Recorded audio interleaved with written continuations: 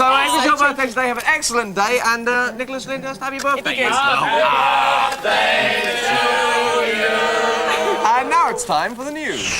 And finally, 3 months ago, Mr. and Mrs. Spriglet of Leighton Buzzard lost all hope of finding their long-lost cat Sheba after returning home from a weekend away in Bognor Regis. To their surprise, Sheba was returned by a cattle farmer yesterday as a result of their appeal for the cat's return. I'll be back for a roundup of the latest news in half an hour. And they're offers. Thank you very much.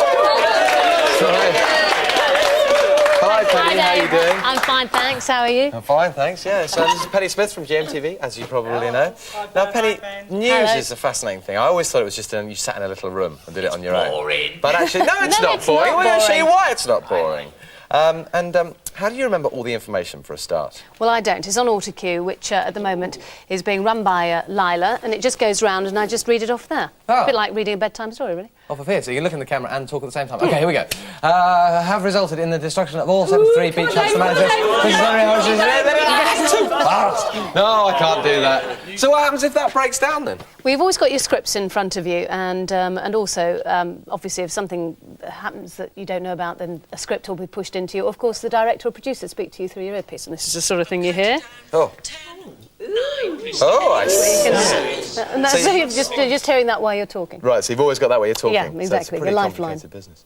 So is it sort of serious behind the scenes as it appears on camera? Well, I can just show you what happens behind the desk here. But hey, This is get down here, kid. This is... Look at these boots, for example. Hang on a second. I thought you'd have like a nice pristine number on and some little heels and that, but oh no. No, I knew I was interviewing some politicians today, so I put my boots on. Now, so what you've got behind here is, you see, you've got your brush just in case you suddenly got messy hair, you've got your tissues for those shiny noses, a mirror to just check whether you're OK. I don't know why I've got a big sponge. I don't used to have a big sponge at work, but you never know. You never know, I might get terribly hot one day and need it. I can't believe it. We really have seen quite an exclusive there, I think, behind the desk. So I'm just going to ask you, Penny, would you possibly do a special TeleGanticMegaVision news forecast? Go on. All right then. All right then, hang on a second, just going to get this over here. What, OK. Without an earpiece, or do I need an earpiece? Without the earpiece. So the earpiece has got to go. OK, right, here we just go. put that down the back of my neck. And now it's time for a very special TeleGanticMegaVision news flash. Over to Penny Smith. Bong! Good morning and welcome to a TeleGanticMegaVision news flash. We're just getting reports from Aloysius Szczesny-Panowicz, our Saffron Walden correspondent, that a priceless 1974 pram has been stolen from outside a telephone box in Montefelicius Hill Crescent. Script. Thank you very much. The Hill, and as we speak, in fact, news is coming in that there has been a sighting of the pram going over Tower Bridge, accompanied by over a dozen children on a cross-country run. It's believed that one of the children was suffering from a deep-rooted verruca, and the pram was borrowed as a temporary stretcher by Head of Games Mr Sid Etheltwistle-Postlethwaite, and we'll have more details and an in-depth report in our next bulletin in half an hour, and that's the end of this news. That's the end of this news.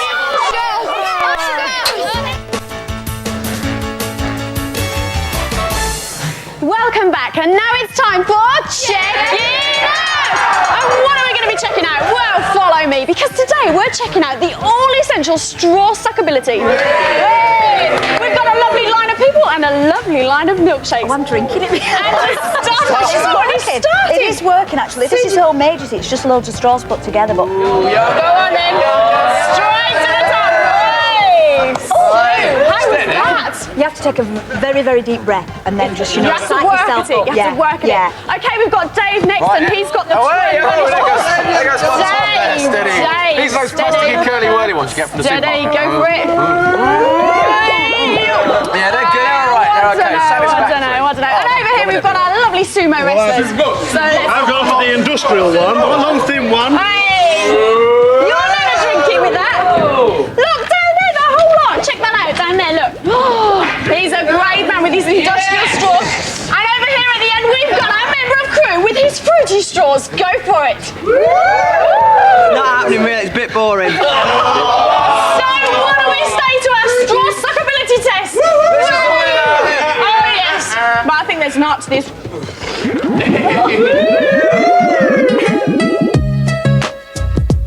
What was the quiz we call Know Your Family. And now, newsreader Penny Smith will introduce a cartoon as if she's reading the news. Good morning, this is the Animation Station News. I'm Penny Smith. There's been a sighting of Taz, Bugs Bunny and Roadrunner rocketing through the streets of Torquay. The speedy trio ploughed into a 168-year-old grocer, Brendan O'Bean, destroying a packet of ox tripe. After the initial shock, Brenda says it was nothing more than a Fiesta fiasco and sat down to watch a cartoon and recover from the shock. You're very attractive.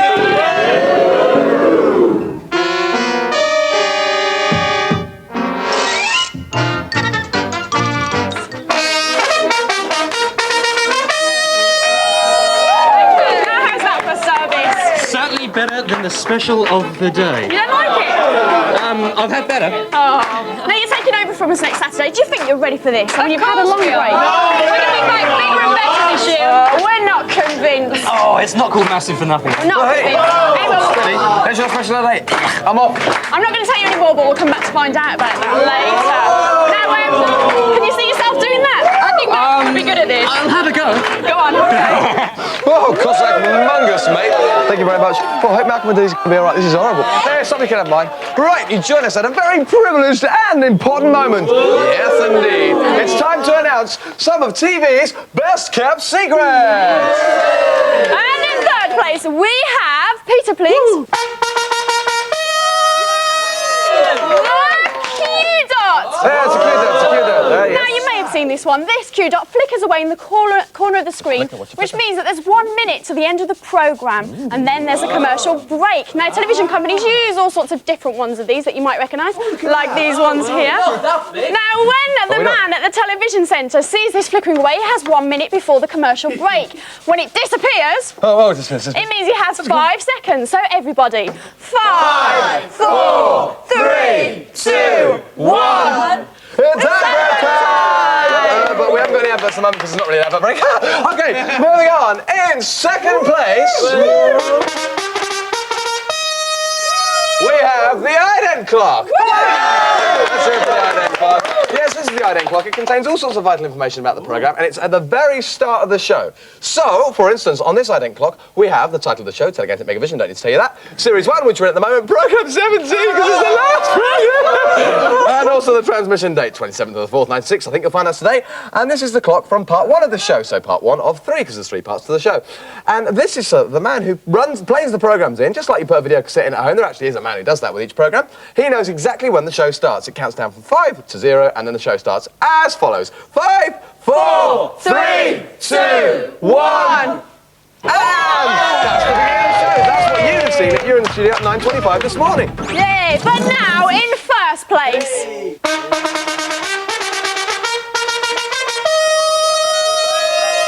have television's best-kept secret of 1996. Now, if you see this on your screens, then someone's in big trouble. Big trouble. Oh, big trouble. In first place, we have the colour bars. Yes, these are recorded onto the front of every single programme, every show, and they range from white through to black. And when they make the programmes, they know from this that they have to tweak the colours until they match. And if they didn't do it correctly, it would look like this. But of course, they've done it correctly, so it looks like this. So let's hear it for the number 1, the colour bars. Yes, and keep your eyes peeled for the little dots on the corner of the screen and the colour bars. And sometimes you might see a clock. It might just cut onto your television screen. There it is. Oh, I'm sorry. But now for another top secret. It's my privilege to announce that Penny Smith of GMTV's News is about to spill the beans. Keep your eyes peeled for the Q dots. Hello, Penny Smith, GMTV News. Every morning just after the 7:30 bulletin, I eat a sliced tomato and brown sauce sandwich, and that's after eating an iced bun at 4:30 in the morning. It's disgusting.